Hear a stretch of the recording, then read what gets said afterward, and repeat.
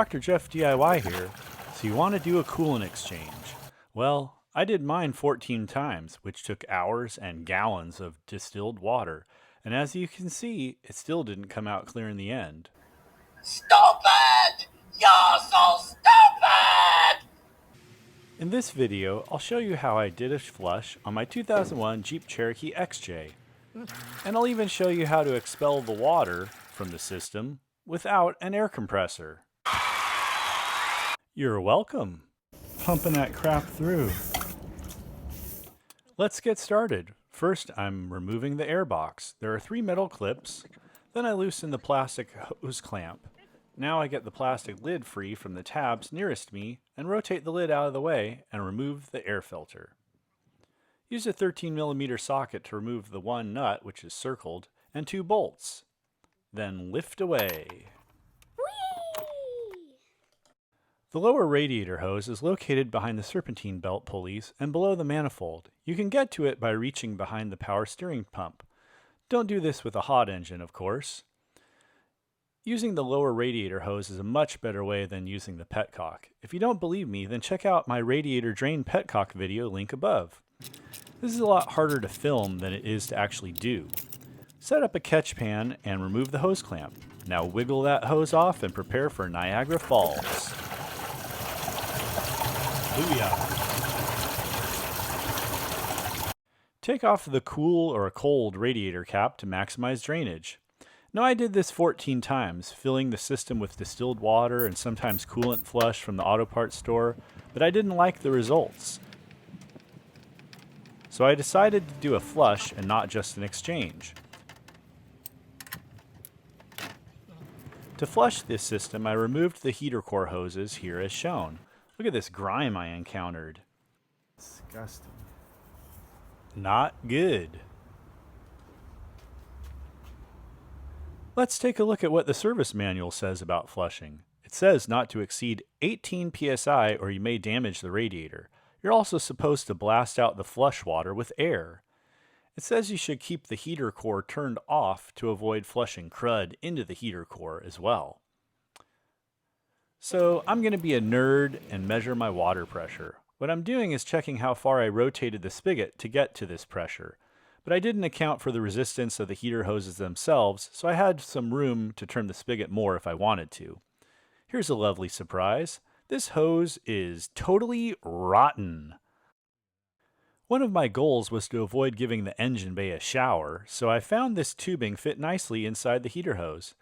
Now, you saw that the lower hose with the circle was disgusting, so I'm not going to flush into that right now, but rather into the upper hose that had the arrow. This hose clamp made a nice seal on my hose nozzle. Then I just turn on the water and watch it go.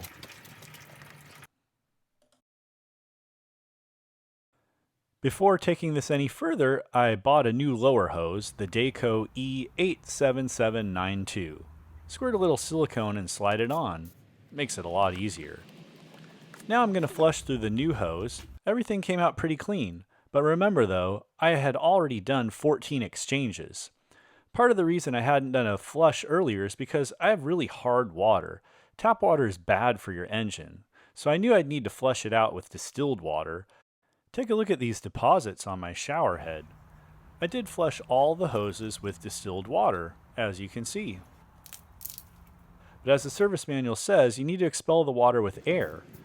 I found a way to do it with a bike pump and a hose clamp. Oh, look at that. Yeah. Pumping that crap through. Would an air compressor be better? For sure. But this worked pretty good.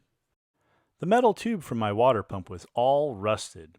This went to that lower heater hose that was nasty. I wasn't planning on flushing the block via removing the thermostat and water pump, so I just flushed the water pump itself. Do the same distilled water chaser when you're done flushing. I also got the overflow tube and reservoir off camera. This one you can really spray down and scrub with a brush too. Now I'm flushing the upper radiator hose. It wasn't too bad. Flush, flush, flush, flush, flush, flush.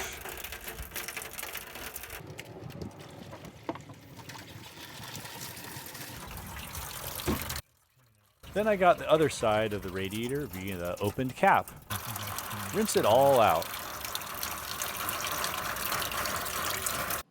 I should have bought stock in distilled water. Now I'm done with the flush and it's time to reinstall all the hoses.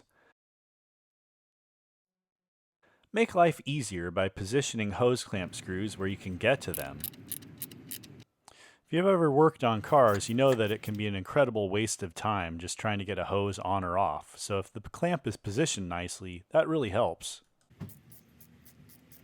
Then replace the air box and the filter and cover,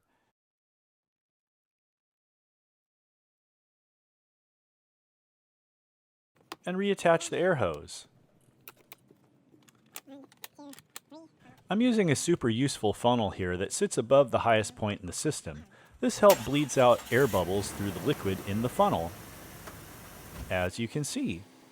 Once the thermostat opens up, it'll take a ton more liquid, so be ready for that. Turn on the heater full blast as well to get as much liquid in there as you can. So you might be wondering why I'm not adding antifreeze. Well, during the process of this flush, I noted I have a leak at my water pump gasket. This was rather depressing. This is the stuff that I would have used for my 2001 XJ. After all this work, I got the system pretty darn clear, and I was going to have to end up doing it all over again. I didn't have time to do a water pump job at the time I was filming all this, and I didn't want to fill the system with coolant just to have to dispose of that once I replaced the water pump. So my plan was just to seal it up and tackle the water pump later. I hope you enjoyed this video. Please hit like so it's easier to find by others. Consider subscribing. This is Dr. Jeff DIY. I'll see you the next time something breaks.